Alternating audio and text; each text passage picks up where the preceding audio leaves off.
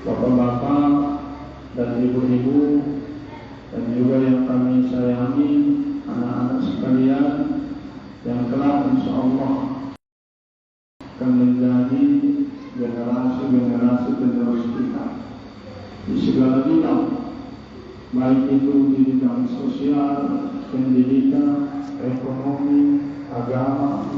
Mereka lah nanti yang akan meneruskan. Jadi bukan hanya soal agama saja, apapun bidangnya nanti yang mereka adalah penerusnya. Ada yang penerus jadi supir, ada mereka semua penerusnya. Harapan kita mudah-mudahan kelak mereka menjadi orang yang berguna bagi kita, khususnya bagi agama dan nusa dan bangsa. Bapak-bapak, ibu-ibu yang dimuliakan Allah, langkah yang pertama tentunya kita tidak bosan ucapkan alhamdulillahirabbil alamin atas nikmat yang Allah berikan kepada kita. Ketika kita bersyukur kepada Allah dengan ucapan alhamdulillah, inilah cara kita mengingat nikmat yang Allah berikan itu agar tidak lari. Jadi nikmat itu kita syukuri, itulah caranya agar nikmat yang sudah Allah berikan itu tidak lari-lari dari kita. Maka cara mengingatnya disyukuri.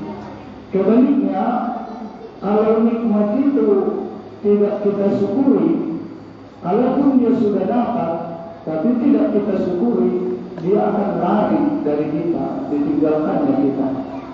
Makanya nikmat itu perlu ditingkat agar tetap di dalam diri kita, agar dia tidak lari lagi. Sudah beri jabatan, dia syukuri agar dia tidak lari lagi.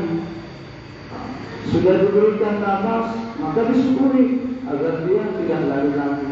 Itulah maknanya perlunya rasa syukur kehadiran Allah Subhanahu wa Ta'ala. Segala nikmat apapun itu. Banyak orang yang berpikir kalau nikmat itu hanya melulu soal uang.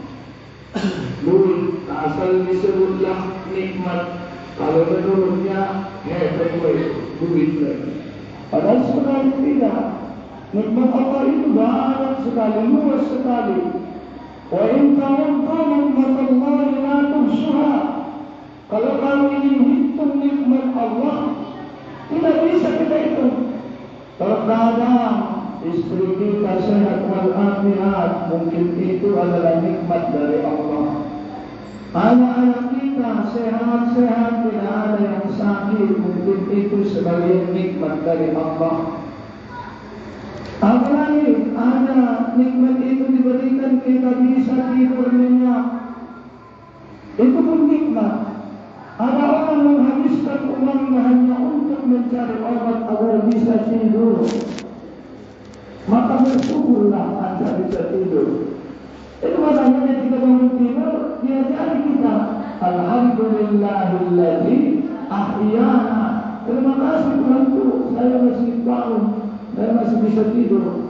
Ada orang menghabiskan duitnya dicari siang malam hanya untuk mencari obat agar bisa tidur. Maka bersyukur, tidur itu pun nikmat. Tidak perlu soal yang besar. Itu makanya dalam Ramadan ini orang yang tidur itu dihitung sebagai ibadah. Ada memang di dalam tidur itu pun ada nikmat. Syukur-syukur Allah Ta'ala itu masih persoalan kecil di anggota tubuh kita. Ada orang yang tidak Allah berikan maaf, tidak bisa buang air besar. Ada yang bisa, tapi sedikit-sedikit, prostat namanya, secara medis. Tidak lancar, pembuangan itu, salurannya tidak lancar. Habis duitnya, tak dokter-dokter mana yang sudah dicari obatnya. Tak sembuh-sembuh. Mungkin barangkali kita yang hadir ini satu pun tidak ada yang berpenyakit. Makanya kalaupun ada penyakitnya sama ya penyakit kita. Mungkin penyakit kanker semuanya. Kalau itu sama di semua. Kalau berutang bukan kita saja yang berutang. Indonesia tercinta negara kita ini premium dan utangnya, apalagi saya yang warga masyarakat biasa penghasilannya yang sedikit. Jadi usah bingung masak merutang saja terus. Negara saja tidak berutang dia. Dan rezeki apa yang menggunakan Allah. Maka untuk kesempatan ini kami ajak kembali mari memperbanyak rasa syukur kehadirat Allah Subhanahu wa taala. Dengan bersyukur itu mudah-mudahan Allah ikat, Allah tambah nikmat yang sudah Allah berikan kepada kita itu. Sehingga kita semua sehat walafiat, apalagi di bulan Ramadan yang mulia ini yang sudah masuk di sesi ketiga. Tahap ketiga, Imam Al-Ghazali menyebutnya ini sesi ketiga. Sesi terakhir, babak terakhir, banyak babak terakhir dari di Ramadan. Sehingga kita semua mudah-mudahan bisa nanti finish sampai di ujung selesai. Ada yang tahun kemarin masih bersama kita dia di sini sholat. Mungkin ayah, mungkin ibu, mungkin saudara, mungkin abang, mungkin ipar kita. Tahun lalu kita masih bersama dia menunaikan Ramadan. Tapi tahun ini kalaupun kita bersama dia, tapi kita sudah beda alam. Kita di alam dunia, mungkin dia sudah di alam barzah. Ada, itu saja mungkin. Makanya agar motivasi kita semakin kuat menjalani ibadah Ramadan ini, saya sering menyampaikannya sederhana saja. Apa? Caranya cukup tanamkan dalam hati, mungkin ini Ramadan terakhir saya. Siapa tahu? Tidak ada yang jaminan sampai lebaran kita masih hidup. Tidak ada yang bisa menjamin. Kalaupun pegadaian bisa menjamin, dia tidak bisa menjamin hidup. Dia hanya bisa menjamin pinjaman saja. Siapa yang bisa menjamin kita hidup? Maka ketika melaksanakan ibadah di Ramadan ini, motivasi di dalam hati saya itu, mungkin ini terakhir saya sholat tarawih di Allah. Mungkin ini terakhir saya sholat masyarakat. Mungkin ini terakhir saya sholat zuhur. Zuhur depan mungkin besok saya sudah disolatkan. Kemarin kita masih bersama, masih bersama-sama bekerja ke ladang ke kebun. Tapi dapat cerita dia sudah dipanggil oleh Allah Taala. Datang WA, inna lillahi wa inna ilaihi raji'un. Oh, cepat kali, tidak ada musibah-musibah. Maka dari itulah bapak-bapak ibu yang dimuliakan Allah, kita ulangi kembali dengan mengucapkan memperbanyak rasa syukur kehadiran Allah Subhanahu wa taala. Alhamdulillahirabbil alamin. Salawat salam kita sampaikan junjungan kita Rasulullah sallallahu alaihi wasallam. Beliau ini menjadi uswah, contoh bagi kita di segala kehidupan.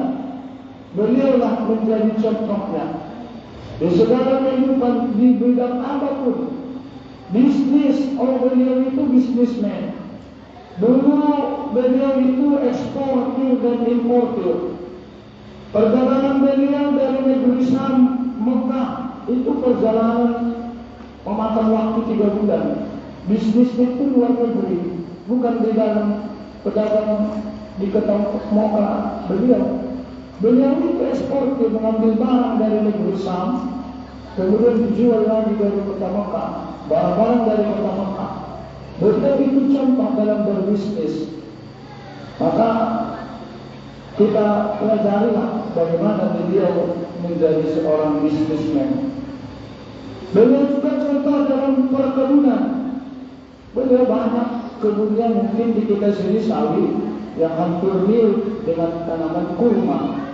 Beliau juga memiliki kebun-kebun kurma yang beliau pelihara. Dan sampai sekarang tanaman itu masih tetap ada di kota Mekah.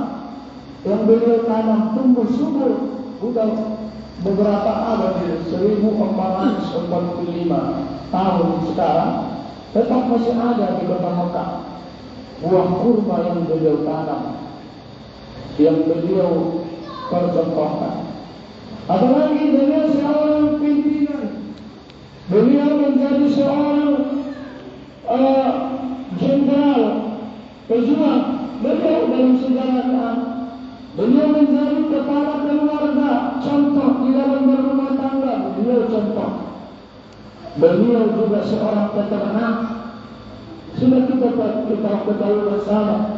Masa kecil beliau memang beternak kambing, bukan 1-2 ekor, ratusan ekor. Beliau pelihara, beliau sukses. Maka beliau uswah, contoh itu memang sudah Allah bentuk Rasulullah ini di segala kehidupan beliau contohnya, apapun itu, mau bidang apapun. Maka jika kita seorang muslim ingin mengambil contoh, yang pertama public figure kita yang kita contoh itu adalah Rasulullah Sallallahu Alaihi Wasallam. Kita ambil, kita baca, kita lihat sejarah beliau di bidang apa saja. Strategi perang. Beliau hanya kalah selama hidup beliau berperang 1 kali di perang Badar. Selain itu kemenangan yang beliau peroleh itu bukan karena strategi beliau yang kalah, tapi orang tentara beliau yang tidak mematuhi perintah beliau, sehingga bisa kalah di perang Badar. Di luar itu ada kurang lebih 25 kali perang yang beliau ikuti, selalu beliau menang. Beliau ahli strategi. Bapak-bapak yang dimuliakan Allah, maka salawat dan salam kita sampaikan kepada beliau. Mudah-mudahan hati kita terpaut dengan beliau, senantiasa tersambung hati kita kepada beliau, sehingga kita telah diakui beliau sebagai umatnya. Sallallahu ala Muhammad, sallallahu alaihi wasallam, sallallahu ala Muhammad, sallallahu alaihi wasallam. Doa kita di malam ini, di malam Ramadan yang mulia ini, di malam yang penuh barakah ini, kiranya Allah izinkan kita ziarah ke makam beliau. Walaupun bagi kita yang belum pernah ziarah ke sana, yang sudah pernah ziarah ke sana, mudah-mudahan Allah Ta'ala berikan izinnya, berikan kita dipanggil. Walaupun belum bertemu dengan beliau seutuhnya, setidaknya semasa hidup kita Allah izinkan kita ziarah ke kuburnya. Amin, Allahumma amin. Bapak-bapak yang dimuliakan Allah, sebagaimana tema yang diberikan kepada kita di kesempatan yang mulia ini, tidak lain berkenaan tentunya tidak terlepas dari bulan Ramadan ini. 2 ibadah yang sangat-sangat penting ini sebenarnya di dalam Al-Quran. Kalau ada kalimat sholat di dalam Al-Quran, pasti mengiringi di belakangnya persoalan zakat. Aqimus sholat wa atuz zakat. Pasti menunjukkan 2 ini sangat penting, ibadah sholat dan ibadah zakat. Beda kalau dibicarakan oleh Allah, misalkan masalah puasa, tidak ada disinggung di situ ibadah sholat, ibadah zakat, ibadah haji. Bismillahirrahmanirrahim. Ya ayyuhalladzina amanu kutiba alaikumus shiyam. Wahai orang-orang yang beriman, diwajibkan atas kamu puasa, kama kutiba alal ladzina min qablikum, sebagaimana orang-orang yang sebelum kamu. Hanya bicara tentang puasa. Di ayat haji, wa atimul hajja wal umrah lillah, tunaikanlah haji dan umrah karena Allah. Tidak ada disinggung soal salat, tidak ada disinggung soal zakat. Tapi ketika Allah berbicara tentang salat, maka pasti di belakangnya akan mengikuti perintah zakat. Nah, pasti kalau kita baca ayat Al-Quran, Inna sholata kanat alal mu'minina kitaban mawquta, Sesungguhnya sholat itu adalah ketentuan yang sudah ditetapkan ukurannya, waktunya. Begitu juga zakat memiliki keberatan. Khudz min amwalihim shadaqah tutahhiruhum wa tuzakkihim. Ambil sebagian dari hartamu untuk membersihkan dirimu. Disebut juga namanya dengan sedekah ataupun zakat. Sedekah wajib dan sedekah sunnah namanya. Aqimus shalah wa atuz zakat. Tunaikan salat, bayar zakat. Ini saking pentingnya. Hadirin bapak-bapak yang dimuliakan Allah, maka dalam kesempatan yang mulia ini kita ungkit sejenak mengenai ibadah zakat yang menjadi kewajiban dalam diri kita. Memang agak jarang ini disinggung materinya di pengajian-pengajian, pasti sekitar sekolah haji atau puasa. Jemaah yang dimuliakan Allah, secara garis besar zakat ini ada dua. Namanya zakat nafsi, zakat diri. Dan yang kedua adalah zakat mal, zakat harta. Ini secara garis besarnya dua ini jenis zakat. Zakat diri atau zakat fitrah. Dan yang kedua adalah zakat mal, harta kita. Zakat mal ini bagiannya ada kurang lebih 12. Tapi bapak-bapak hadirin yang dimuliakan Allah, yang pertama kita lihat mengenai zakat fitrah.